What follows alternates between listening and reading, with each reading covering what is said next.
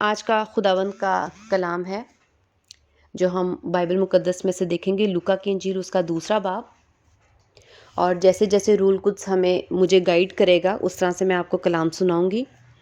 آج کا دن جو ہے وہ ہم خداوند یسوع مسیح کی ولادت کا دن منانے کے لیے اکٹھے ہوئے ہیں، اور ہم نے خداوند یسوع مسیح کی پیدائش کی جو خوشی ہے اور اس میں جو حمد اور خداوند کو جو جلال دینا ہے اس کے لیے ہم اکٹھے ہوئے ہیں، اور ہم خداوند کے کلام میں سے سیکھیں گے کہ کس طرح سے ہم نے آج کے دن کو منانا اور اپنی زندگی میں مسیح یسوع پر ایمان لا کر خدا باپ کو جلال دینا ہے۔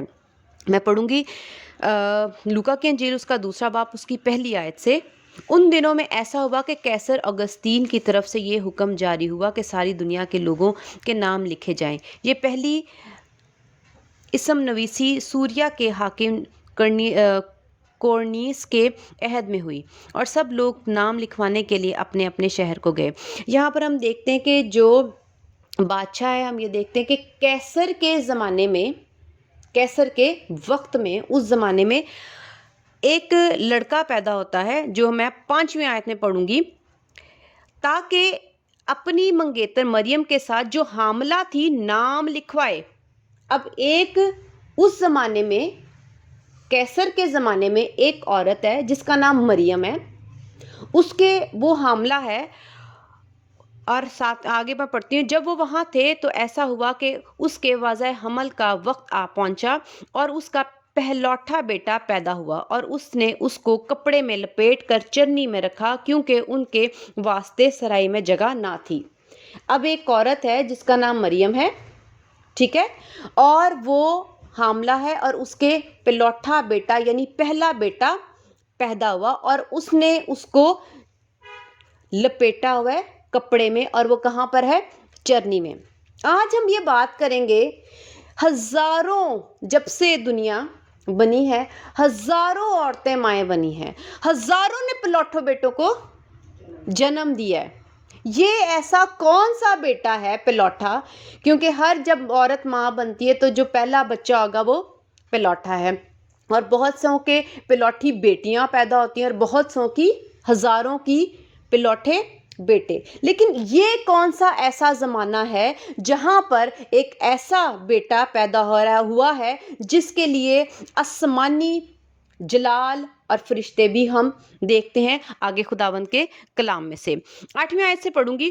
اسی علاقہ میں چرواہے تھے جو رات کو میدان میں رہ کر گلا کی نگہبانی کر رہے تھے، اور خداوند کا فرشتہ ان کے پاس کھڑا ہوا، اور خداوند کا جلال ان کے گرد چمکا، اور وہ نہایت ڈر گئے۔ مگر فرشتہ نے ان سے کہا، ڈرو مت، کیونکہ دیکھو میں تمہیں بڑی خوشی کی بشارت دیتا ہوں جو ساری امت کے واسطے ہوگی، کہ آج داؤد کے شہر میں تمہارے لیے ایک منجی پیدا ہوا ہے، یعنی مسیح خداوند۔ یہ ہم بعد میں ڈسکس کریں گے، پہلے میں آپ کو اور باتیں جو اس بیٹے کی، جو عام انسانوں کی اولاد سے بہت زیادہ فرق ہے، وہ ہم دیکھیں گے کہ اس میں کیا خاصیت ہے، اور جو انسان یہاں پر، یہ عام انسان کی پیدائش نہیں ہے جو آج ہم منا رہے ہیں۔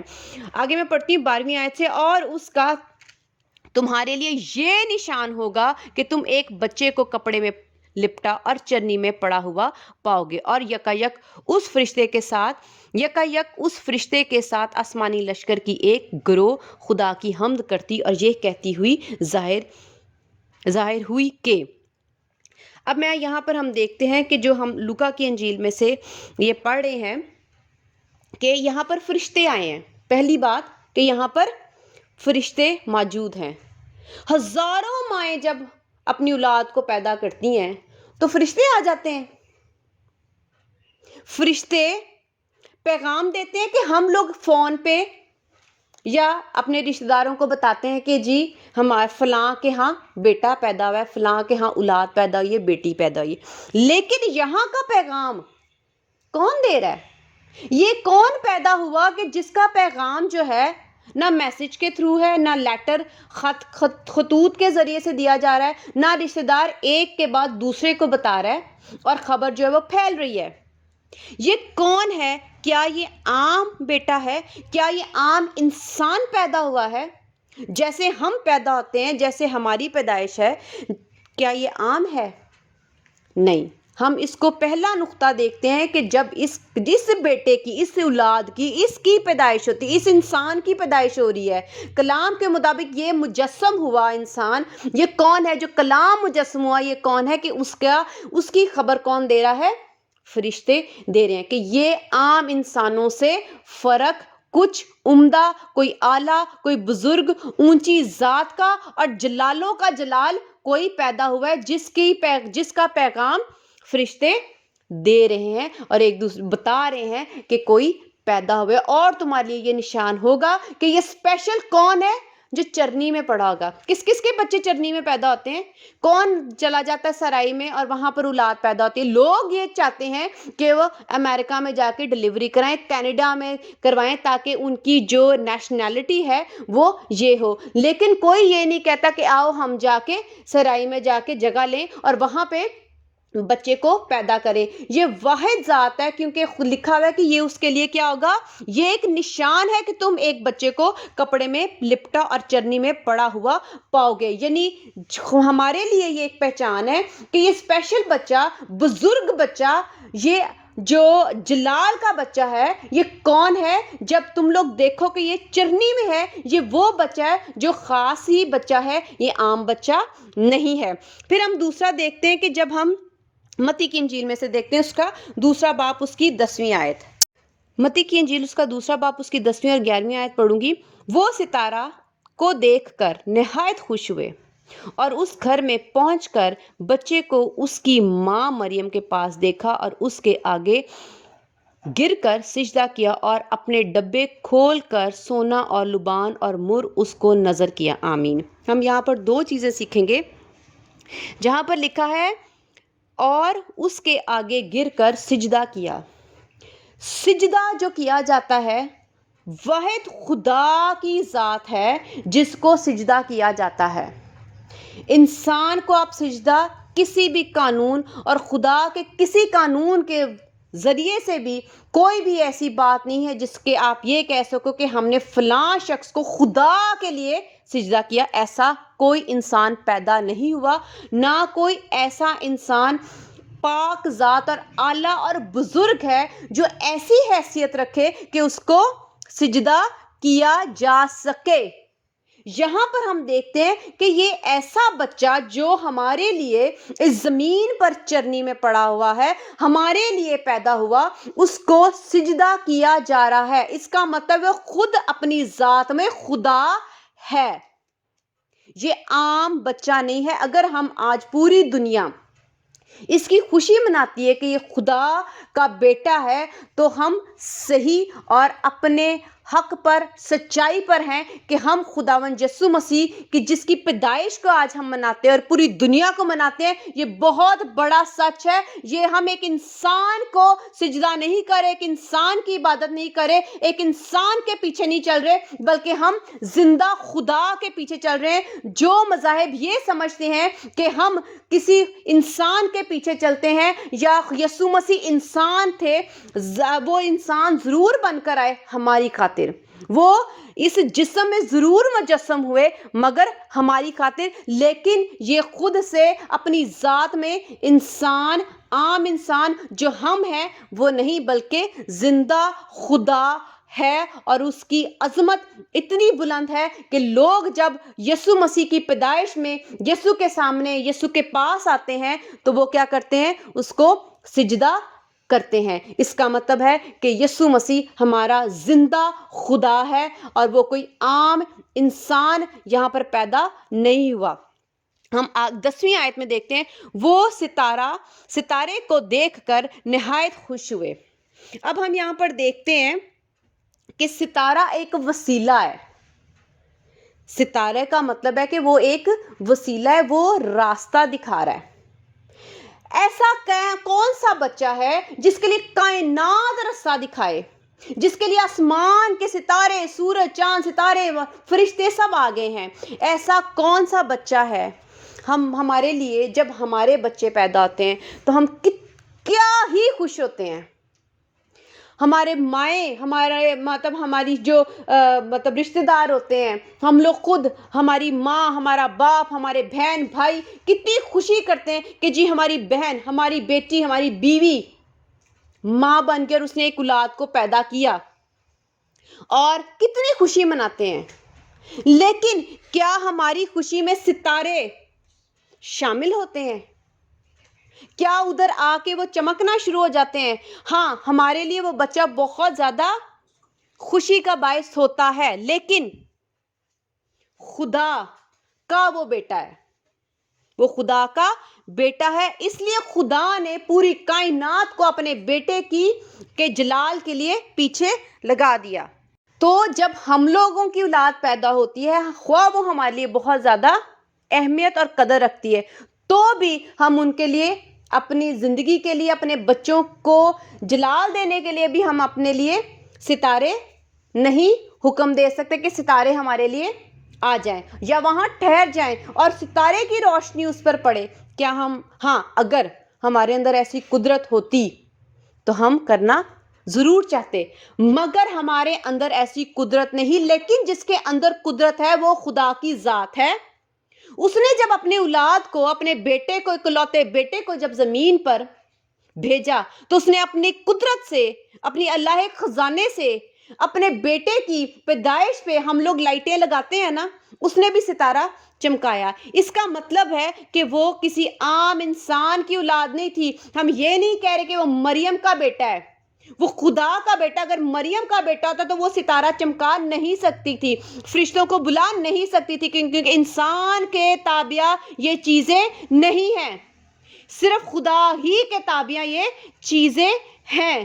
اس لیے خدا نے یہ ظاہر کر دیا کہ یہ میرا ہی بیٹا ہے اور تم اس کو جا کر سجدہ کرو۔ خدا کبھی بھی ہمیں بت پرستی کی طرف نہیں لگائیں گے۔ خدا کبھی بھی ہمیں یہ نہیں کہیں گے کہ تم انسانوں کو سجدہ کرو۔ خدا ہمیشہ اپنے لیے غیرت رکھتے ہیں، وہ غیور خدا، وہ صرف یہ چاہتا ہے کہ ہم صرف خدا ہی کو سجدہ کریں۔ اس لیے جب خدا کا بیٹا زمین پر ہمارے لیے پیدا ہوا، مجسم ہوا، تو انسانوں نے خدا کو جا کر دیکھا اور سجدہ کیا۔ اب یہاں پر ہم دیکھتے ہیں کہ یہاں پہ جو تحفے لائے گئے ہیں، اپنے ڈبے کھول کر سونا اور لبان اور مر اس کو نظر کیا۔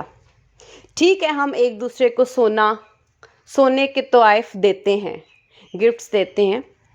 جب ہمارے گھروں میں بچے پیدا ہوتے ہیں تو ہم ایک دوسرے کو ایسے تحفے دیتے ہیں، پیسوں کی صورت میں بھی دیتے ہیں۔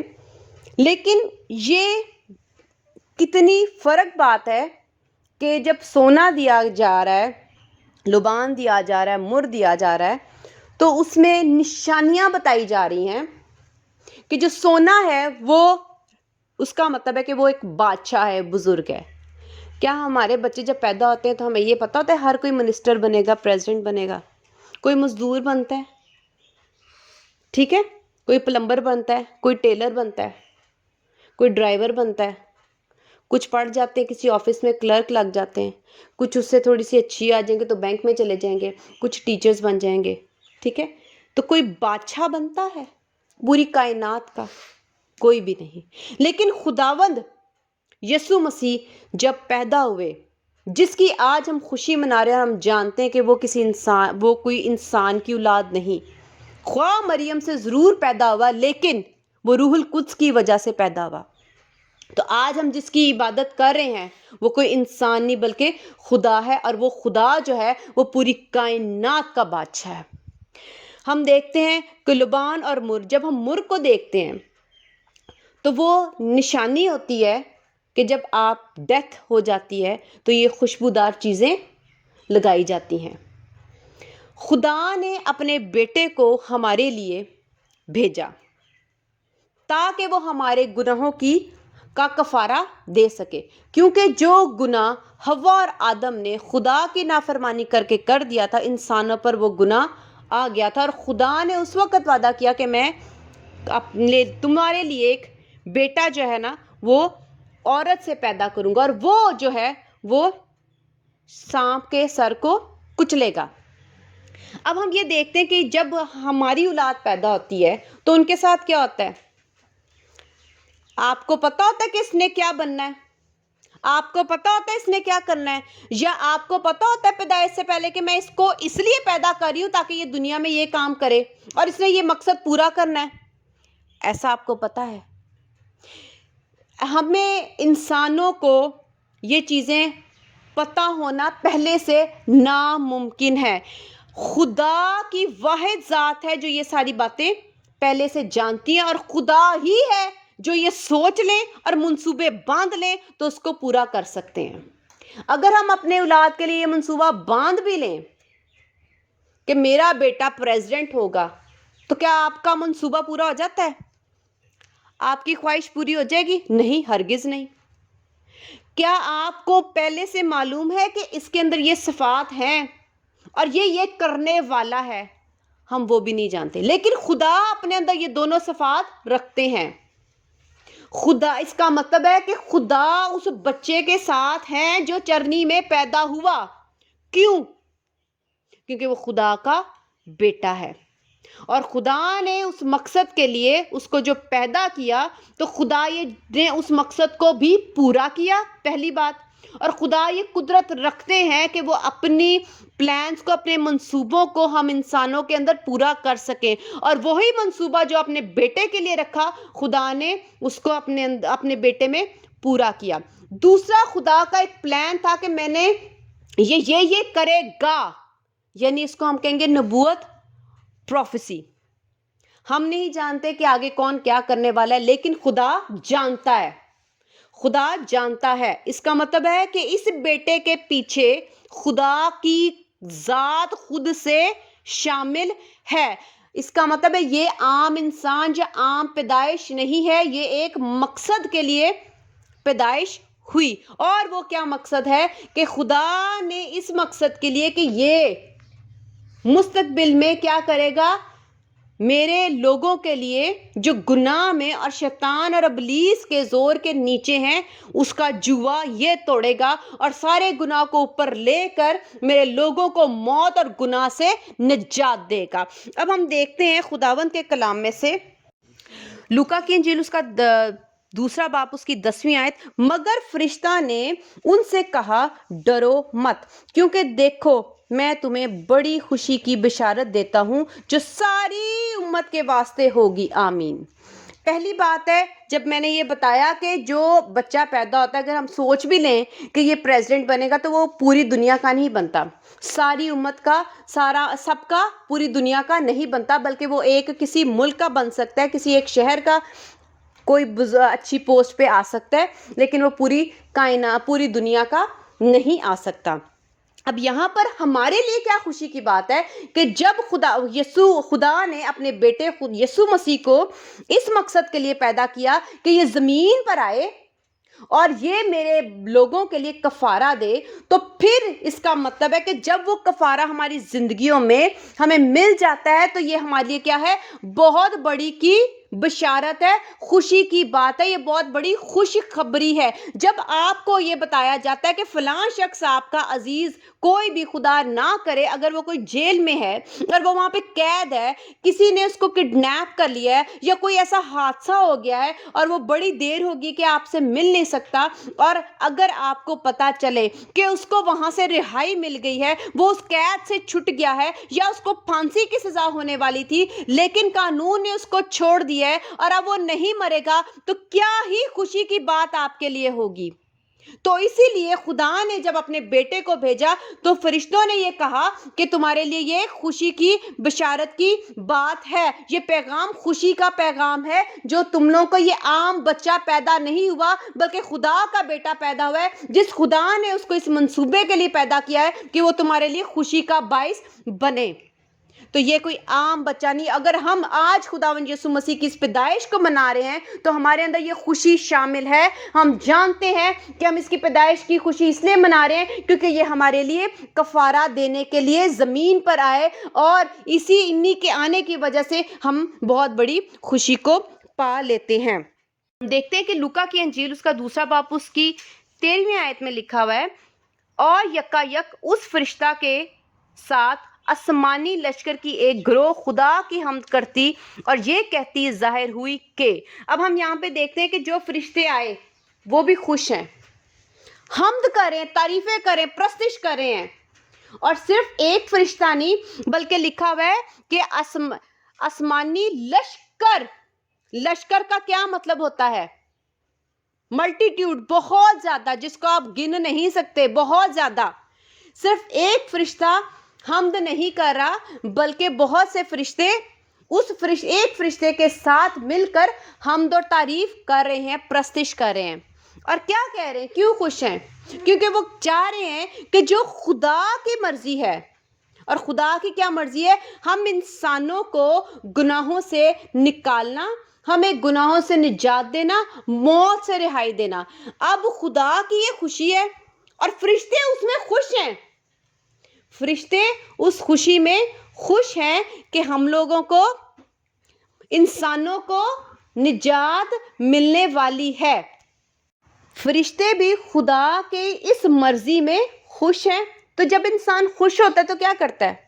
حمد کرتا ہے، تعریف کرتا ہے۔ تو ہم یہاں پر دیکھتے ہیں کہ ایک فرشتہ کے ساتھ آسمانی لشکر بھی آ کے خدا کی مرضی کے ساتھ ملاپ کر کے اور خدا کی مرضی میں ایک سوچ اور ارادہ رکھ کے خوش ہو رہے ہیں، حمد کریں۔ آج اگر ہم خدا کے اس منصوبے کے تحت جو خدا نے اپنے بیٹے کو بھیجا کہ وہ ہم انسانوں کے لیے نجات کا باعث بنے، تو کیا ہم خدا کے اس پلان میں اور منصوبے میں خدا کی طرح خدا میں شامل ہو کر خدا کی سوچ میں ایک ہو کر خوش ہو رہے ہیں، حمد کر رہے ہیں؟ ہرگز نہیں۔ کچھ لوگ اس کی خوشی کو مناتے ہیں کہ خدا کی مرضی ہے۔ ہم دیکھتے ہیں کہ اگر ہم کوئی چیز پلان کرتے ہیں اپنی فیملی میں، کسی چیز کا منصوبہ باندھتے ہیں اور ایک شخص کہے یا دو کہیں یا تین کرے یا سب مل کر اس ایک منصوبے میں اپنی سوچ کو نہ رکھیں اور اس منصوبے سے الٹ ہو جائیں، مخالف ہو جائیں اور اس سوچ میں، اس منصوبے میں خوش نہ ہوں، تو جو منصوبہ بنائے گا اس کو کتنا دکھ ہوگا کہ جو میں منصوبہ بنا رہی ہوں، جو میں نے پلان کیا ہے، جو میں نے ارینج کیا ہے، جو میں نے یہ سارا مینج کیا ہے، یہ لوگ اس میں مطمئن نہیں ہیں۔ اور حالانکہ یہ بات صحیح ہے، برحق ہے، سچ ہے اور ان کو اس چیز کی ضرورت ہے۔ اگر اسی طرح فرشتے بھی ہم دیکھتے ہیں کہ خدا کی سوچ اور پلان اور منصوبے اور مرضی میں خوش ہیں، حمد کر رہے ہیں۔ اور ہم 20ویں آیت میں دیکھتے ہیں، لکھا ہے، اور چرواہے جیسا ان سے کہا گیا تھا ویسا ہی سب کچھ سن کر اور دیکھ کر خدا کی تمجید اور حمد کرتے ہوئے لوٹ گئے۔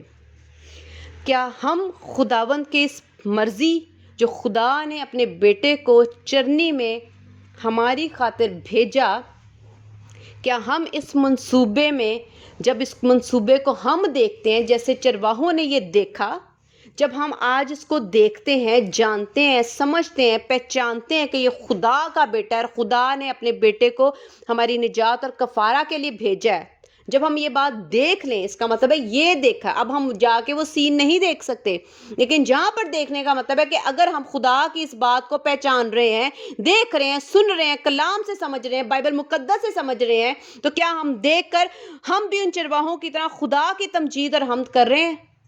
انہوں نے جب خدا کی سچائی کو دیکھا کہ واقعی یہ برحق اور سچ ہے، اور یہ سچ ہے جو انہوں نے اپنی آنکھوں سے دیکھا، اور آج ہم بھی جانتے ہیں کہ یہ باتیں سچ ہیں، یہ ہوئی اور یہ ہمارے لیے ہوئے، تو کیا ہم اس قربانی کے لیے، اس منصوبے کے لیے، اس پلان کے لیے، اس مرضی کے لیے جو سب سے بڑی اور خوبصورت مرضی ہمارے لیے رکھی گئی ہے، کیا اس میں ہم خوش ہیں؟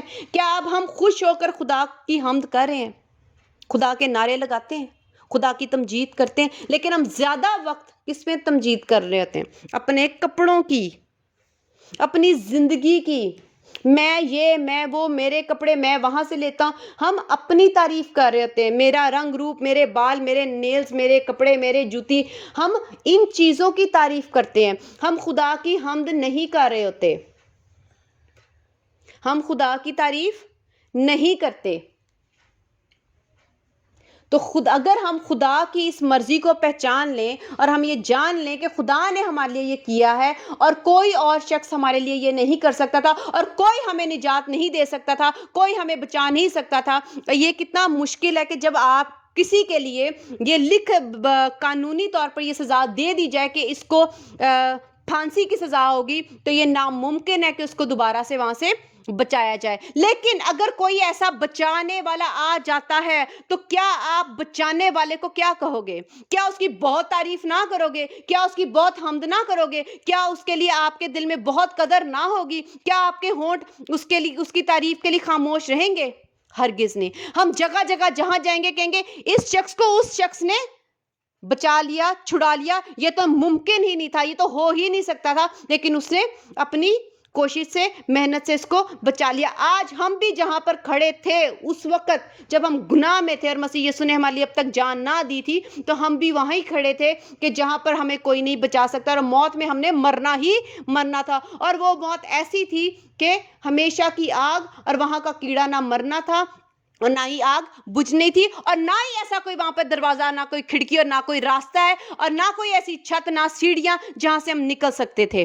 لیکن یہ ناممکن کام خدا نے کیا اپنے بیٹے کو زمین پر بھیج کر۔ اسی کی خوشی آج ہم مناتے ہیں۔ اگر ہمارے دل میں آج اس بات کی قدر ہے تو ہم یہ جان سکتے ہیں کہ ہمیں اپنے منہ کھول کر خدا کی حمد اور تعریف کرنی چاہیے، اور جگہ با جگہ جہاں جہاں ہم جائیں، تو جیسے ہم اس شخص کی جس نے آپ کو کسی مشکل سے نکالا ہوتا ہے اور آپ اس کی تعریفیں اور گن گاتے ہو، اسی طرح آج خدا کی اور خدا کے بیٹے یسوع مسیح کے بھی گن گانے چاہیے۔ اگر آج ہم سمجھتے ہیں کہ وہ ہمارا نجات دہندہ ہے، اگر آج ہم نہیں سمجھتے تو ہم بے ایمان ہیں، اور ہم بے ایمانوں کے لیے خداوند کے پاس جگہ نہیں، اور پھر ہمارا حصہ آگ اور گندک کی جھیل میں ہوگا۔ تو ہم نے آج خداوند کی جو پیدائش کا دن سے ہم نے یہ کلام کو سیکھا، تو ہم کسی انسان کی پیدائش کو نہیں مناتے کہ یہ ایک مریم کا بیٹا ہے، ایک انسان سے انسان پیدا ہوا، ایسا نہیں ہے۔ ایک انسان سے خدا مجسم ہوا اور روح القدس کی وجہ سے اس کے پیٹ میں پڑا، جو کہ ہمارے لیے ایمانویل کہلایا، جس کا مطلب ہے کہ خدا ہمارے ساتھ ہے۔ اگر آج ہم نے اپنے آپ، اپنے اندر، اپنے دل میں چرنی رکھی ہے، تو اس چرنی میں مسیح کو ڈالو، اپنے ساتھ خدا کو رکھو۔ اگر آج آپ کی زندگی میں خدا ہے تو آپ بھی فرشتوں کی مانند اور چرواہوں کی مانند، اور وہ جو مجوسی دین آئے تھے ان کی مانند خدا کو سجدہ کرو اور خدا کی تعریف کرو اور حمد کرو، اور جہاں جہاں جاؤ خدا کی بات کو پھیلاؤ۔